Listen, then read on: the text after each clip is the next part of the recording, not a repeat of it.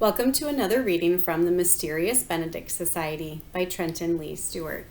Today we will be reading the chapter called Know Thine Enemy. I will say it makes no sense, Kate said. It can't really happen, can it? He intends to brain sweep everyone who resists him. Doesn't he have to put them in his whisperer to do that? What about people in other countries? Sticky waved a handful of pamphlets. He has sanctuaries set up all over the world. The maps on the back show their locations. Kate humphed, then frowned curiously. She had just noticed the edge of a door frame behind the folded tables leaning against the wall. It is hard to understand how he'll manage it, though, Rainey said. Sticky, remember when he told us the Whisperer was going to be a healing device that would bring peace to thousands of troubled minds? Even millions, Sticky said with a shiver. I remember. Kate had squeezed behind the tables and found a numeric keypad by the covered-up doorway. But how would that be possible? So many people brain-swept in so short a time? That's a major operation. It would take ages to prepare for it. Rainey felt an unexpected burst of optimism. Maybe we've gotten lucky. Maybe we're in time if we can just figure out how... Boys, Kate poked her head out from behind the tables. There's a door back here. You need to see what's on the other side. She spoke in an oddly strangled voice, as if she'd just seen a dead body. Sticky's eyes widened. He shook his head. I don't want to. Rainey, you look and then tell me about it. But Rainey grabbed Sticky's arm and together they went through to look through the door. Oh, said Rainey. Oh no, said Sticky. Are those what I think they are? Kate asked. They look like old-timey hairdryers. I'm afraid so, Rainey said. The machines stretched in long rows, row after row after row, across a vast underground warehouse. An elegantly lettered sign that hung from the ceiling read, Welcome to Memory Terminal. Along one wall were stacked hundreds of crates. Rainey bent to inspect the nearest one. It was filled with bundles of paper and marked with an address in China. The crate next to it bore the same address but was filled with machine parts, including, he noted, a red helmet and a blue one. It really is happening, said Kate. I can't believe it.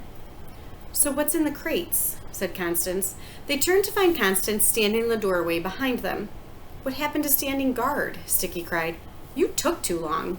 Sticky's eyes bulged, but Rainey cut him off before they could start arguing. She's right. We have taken too long. We need to get out of here before it's too late. And yet, as they rushed out of the memory terminal and up the long secret passage, Rainey couldn't stop thinking.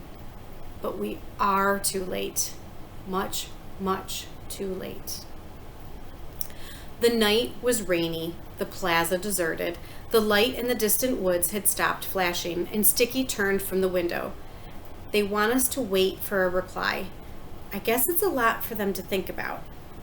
It was a lot for everyone to think about. None of the children spoke.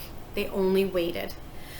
An interminable hour passed. Constance fell asleep, sitting cross-legged, and Kate repeatedly asked Rainey to thumb wrestle her to pass the time. Rainey declined. Even thumb wrestling felt beyond his ability at the moment. Everything he did, he was hoping against hope that Mr. Benedict would find some way to save them, to save everyone, without requiring anything more from him. Rainey didn't think he was capable of more, not since the Whisperer. He was worried, deeply worried that the Whisperer had revealed to him who he truly was. At the window, Sticky suddenly sat up straight. Here's a message. He adjusted his spectacles and stared intently toward the mainland. Know thine enemy. After a minute, Sticky climbed down. That's it? Know thine enemy? Kate looked hopefully at Rainey. I don't suppose you know what he means, do you? Just right off the bat? Rainey shook his head. No idea. Kate sighed. Then I suppose we'll have to wake up Constance. It's been so pleasant not to have anyone grumping and mumping for a few minutes. The children woke Constance, who claimed she hadn't been sleeping, and put their heads together. What could it mean? Didn't they already know Mr. Curtin was the enemy? Why do they say it like that anyway? Constance muttered. It sounds stupid. It's an old saying, said Rainey. That's how it's usually said.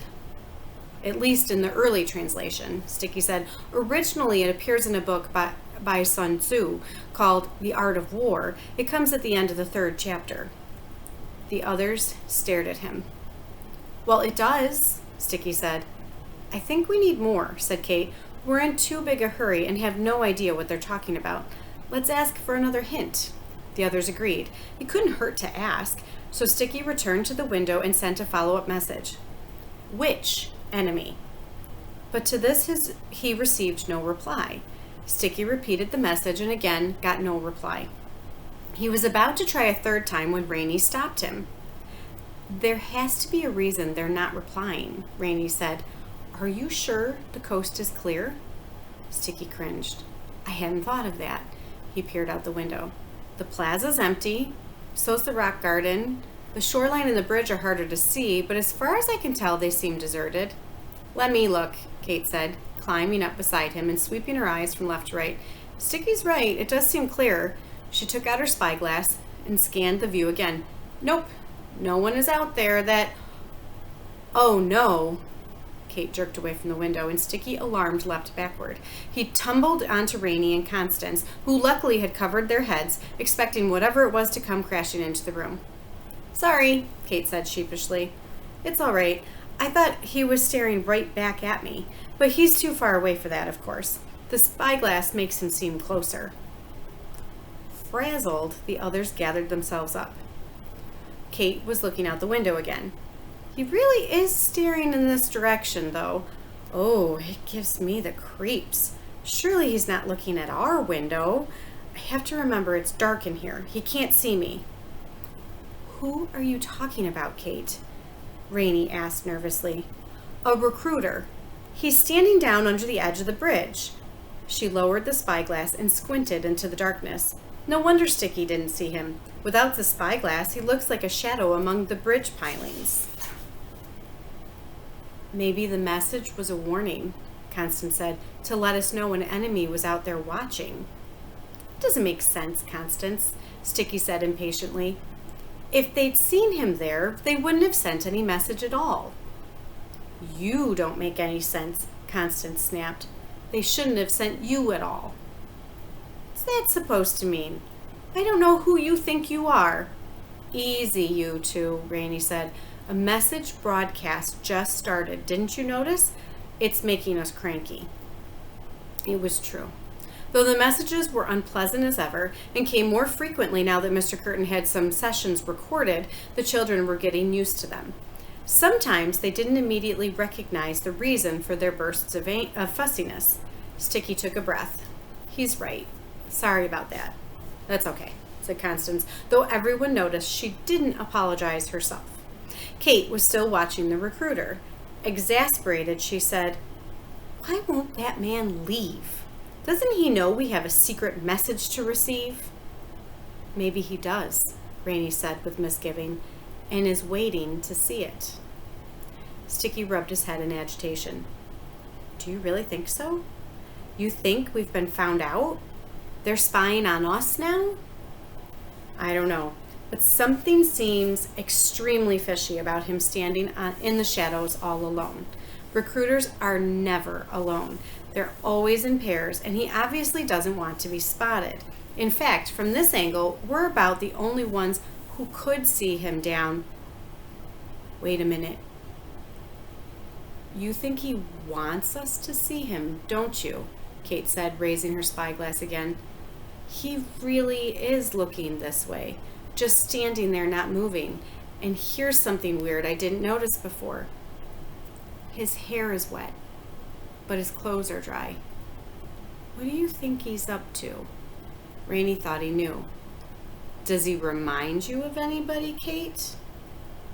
Does he remind me? Of course, I can't believe I didn't see it. She rapped her forehead with her knuckles. It's Milligan! Milligan's here? Sticky cried, unable to contain his excitement.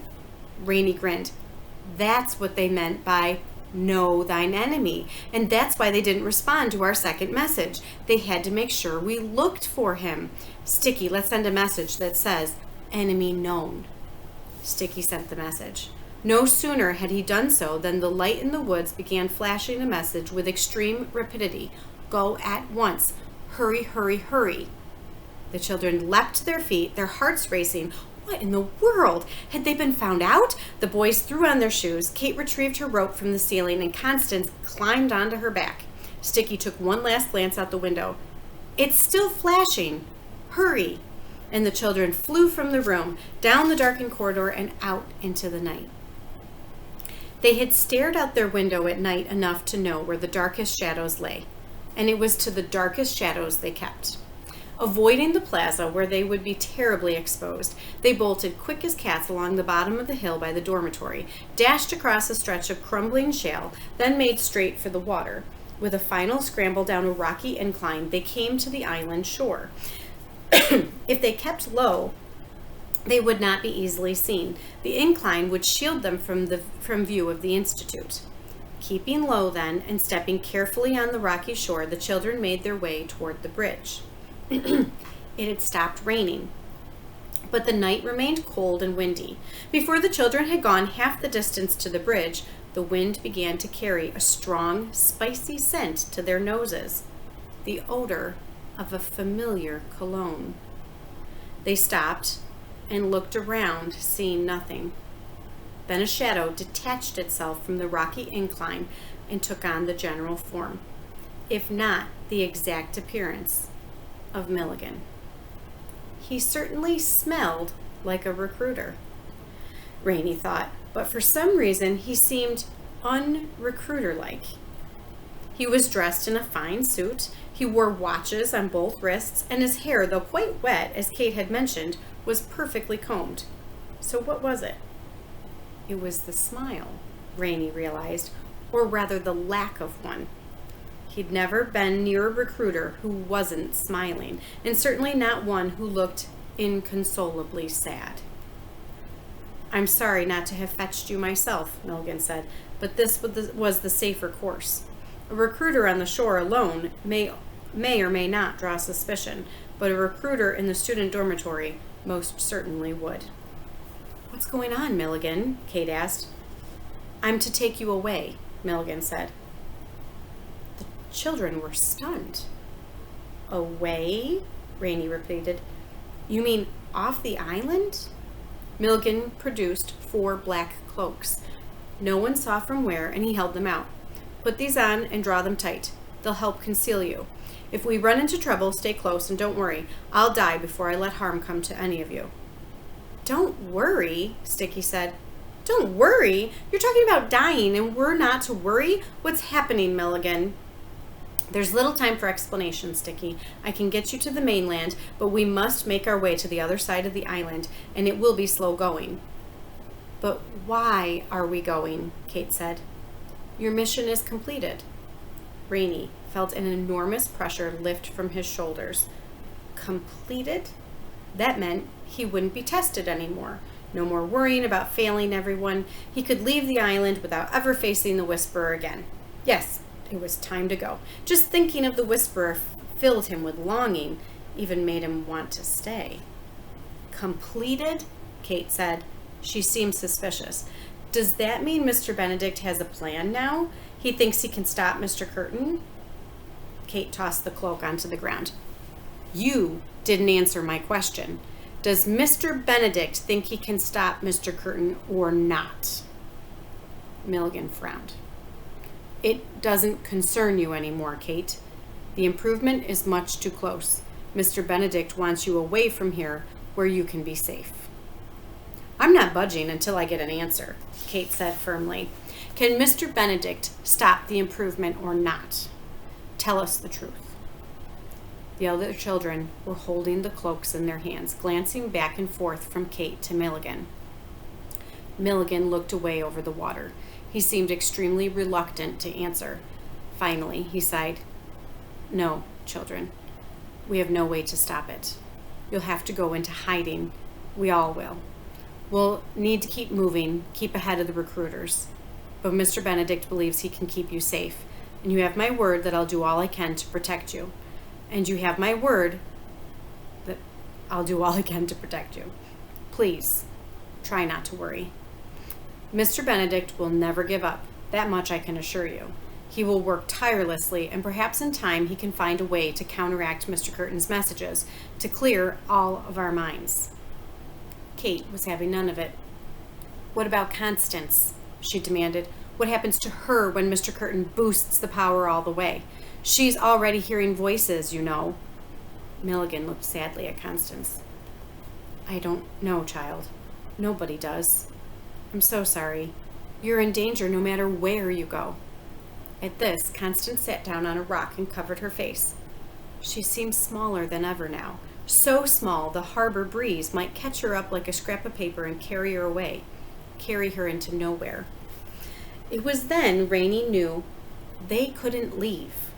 He shouldn't have needed Kate to show him, he thought. His desire to save himself had kept him from seeing it at first, but at least he saw it now.